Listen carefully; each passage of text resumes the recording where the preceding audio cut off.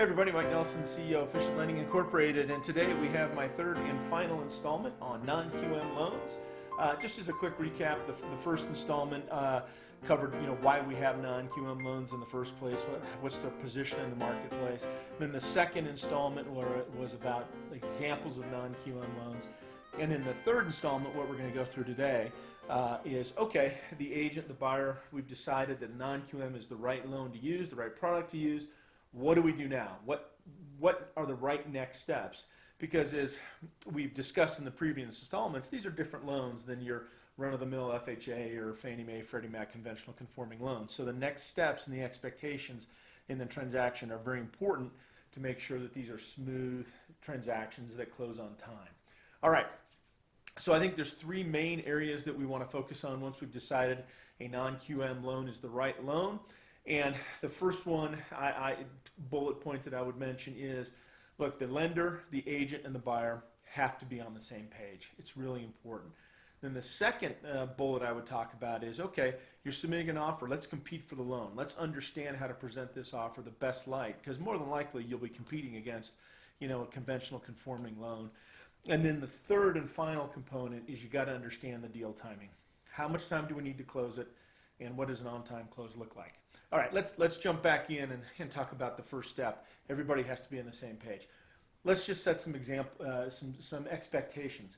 When you underwrite and gather documents for a non-QM loan, it can be, not all cases, but very different than what you're doing in a conventional conforming loan. A conventional conforming loan, in many cases, it might just be W-2s, a bank statement, pay stubs, things of that nature. You get findings and the loan's done. That's not really the case in most non-QM loans. We may have bank statements. We may need to verify existence of privately held corporations. There may be appraisals that are appraising rent in the marketplace, all those kinds of dynamics in this non-QM loan. And the other piece is non-QM loans are all manually underwritten. So what that means is if you are buying a home with a non-QM product, the agent, the lender, and the buyer, we've got to be on the same page.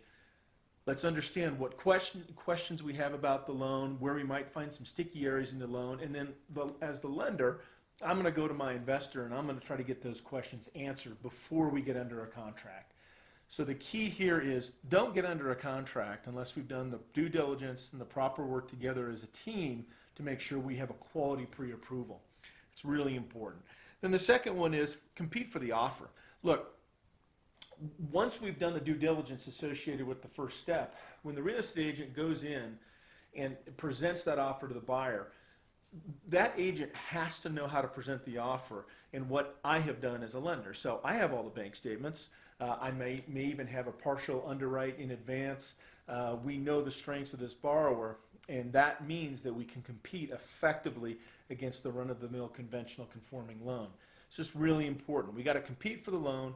We have to do the work up front to know what the strengths are of this particular buyer and how we can win the deal. And then the last one is understand the timing of the closing. Look, in almost all cases, a non-QM loan is going to take longer than a conventional conforming loan.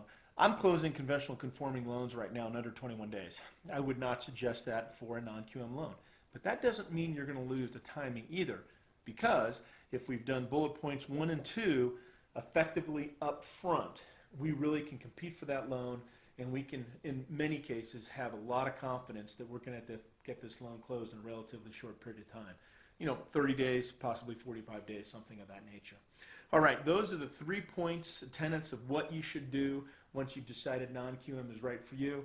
And I'll just reiterate it once again. Make sure that your team, if you're a borrower, is on the same page. If you're a real estate agent, make sure that me, the lender, and the borrower, and the agent, we're all working together, we're on the same page, so that as we get into this non-QM process, we have accurate expectations of when and how this loan is going to close. And if we do those things together, really non-QM loans can be a pretty comfortable process that we can get done in a timely fashion. And it's a good loan. What we really want to avoid is living up to any stereotype, if it exists, that non-QM, bank statement loans, things of that nature, can be treacherous deals. So hopefully that helps. As always, text, call, and email me if you have any questions. I really appreciate you checking out my series. And listen, I wish you the absolute greatest of success in 2020 and beyond. Thanks again.